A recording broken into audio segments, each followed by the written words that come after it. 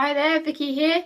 Just gonna bring another video for you today. I think it is 90 days until we go, which is day 6 of the videos. Just really recorded a video just to talk to you about the car boot and let you know how that went. It was an eye-opener. There were things I didn't expect, things I expected that didn't happen, and all the in-between. Now, we have a local car boot called Big Betty's in Aylesbury, where we're from in Buckinghamshire, and we decided to go there. I rang them up in advance and the guy told me the fees and whatnot. I think the fees were, it was £10 to enter the car boot and £4 to hire a table, because there was no point in us taking one we didn't fit it into the car anyway. And when we got there, after having to load the car up 4 times because it was horrendous how much stuff we had and we could not fit, we're trying to drive along, and I think James has made a video of us driving along, and I could barely reach the gear stick. I'm absolutely squashed up to my wind, like trying to drive, like, oh help, getting stressed. I'd had 2 hours sleep. I work on the railways, and I had a night shift the night before, so I'd got in at 6:30, 7:15. I was asleep by 7 o'clock, and he woke me up again I think just after 9, so I was absolutely devastated, eyes stinging. After that I got straight up and off we went. Now, when we got to the car boot, we drove in, paid our money. I was enjoying going to this one because when I rang up, they told me that you get a full hour to unload your stuff. So you get there, you unload your stuff, and you prepare it ready for when they let the people in at 12. Now, they started at 11.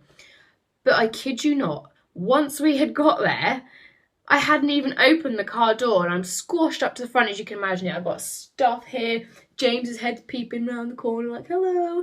The guy's already leaning in my car, like, any silver? Any jewellery? Any phones? I'm like, can you give me a minute? Now, this is something I really did not expect. I had people who told me about it, but I had no idea the reality of it. Now, in that time, I was like, can you give me a minute? I'd gone round to the boot of the car, and I opened up the boot of the car, and they're rooting, literally leaning in, trying to root, and it was so compact, I thought you can't even get anything out. So in that time, one of the guys spotted a laptop. Now, it was a really old Sony Vaio, needed a new battery. I had the spare battery with it, but it was absolute rubbish. He was off making me offers, so I thought, oh, do you know what? I just want you gone. You can have it for a £5 if you'll leave us alone. Eventually, luckily, we were there with my mum and stepdad, so they were helping us set up. And we got everything set up, and there was people coming over all the time, and I was thinking, I thought they weren't letting people in until midday, but it turns out these were other sellers trying to come along and have a look at your stuff and make really ridiculous, pathetic offers so they could then resell it on theirs. So something that was £4, they were like 20p, and we're clearly not going to pay any more than 20p for it. So it was a bit like, fuck off, will you, and leave us alone. So eventually they let the people in, and it was non-stop all day. It was absolutely crazy. I'm almost positive I witnessed a young boy stealing something, but he looked like he had a bit of a bad family, so I was too scared to say anything, so I just kept my mouth shut. And then he kept coming back, and I was so scared, like, oh, please don't steal anything off the table again. There was people who kept coming back and asking for things that you didn't have. There was one dresser that we were selling, like it's a chest of drawers, and it's worth quite a lot. And somebody asked me how much it was, and I said £7. And they literally looked at me like I'd spat into their face. And I was so offended, like, how dare you look at me like that? But we seemed to realise as the day went on that everybody looked at you like that. Now, if you were going to do a car boot, the things you think will sell, don't. And the things that you're prepared to throw away, the tat that you think would ever want, is the stuff that sells, and the stuff that sells for the money. Now, people were I was so scared half the time, but once you get into it, it's absolutely a great day out. You get the haggle, and you get to talk to people. There's some people who literally just make offers for the sake of it, and you get the same people that come back again and again, and they come back in teams. So they'll come back and they'll ask you a price of something, hoping it has gone down since they last asked. And then what they'll do is they'll send their 2 family members over to ask separately, in the hope that you'll maybe tell them a different price. So you just have to try and remember certain things you want prices for. Apart from that, it really, like I said, it was a great day out.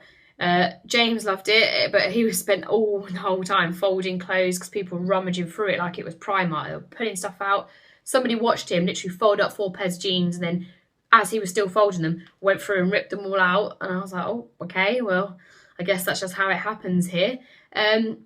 But all in all, it was a successful day, and we made a total of £233. Now, I did take out of that, I didn't include, it cost us for some water while we were there because we forgot to bring it, and some food. So I would recommend, if you're ever going to do a car boot, take some sandwiches and take some drinks, because otherwise the only place to get it is going to be a food store, which is going to charge you a hell of a lot. That's all I guess I've got to say on the matter. Just be prepared to get involved in the hustle and bustle, and look at the stuff you have around your house, because we have to get rid of everything. We can't put it in storage at a family's house. I don't like to impose, and it's not fair that they have to take a house full of stuff. So just sell everything. And once you sell everything, it's actually quite exhilarating, and you feel really good about not having an emotional attachment to stuff. And I think that was what I found quite hard. There was dresses there that I'd spent 60 quid on, and in my mind, there wasn't the money. It was the fact that I'd been on my first date with James in that dress, and people were looking at me like, oh, £1, bit steep. And you think, well, that's not £1. And I have to remember, they're not offering £1 for my memory and my life. They're offering £1 for the dress. That's all they want to offer, and it's not going to make any money sat in my closet. So just get rid of it. That's the only thing I would suggest. You have to be totally ruthless.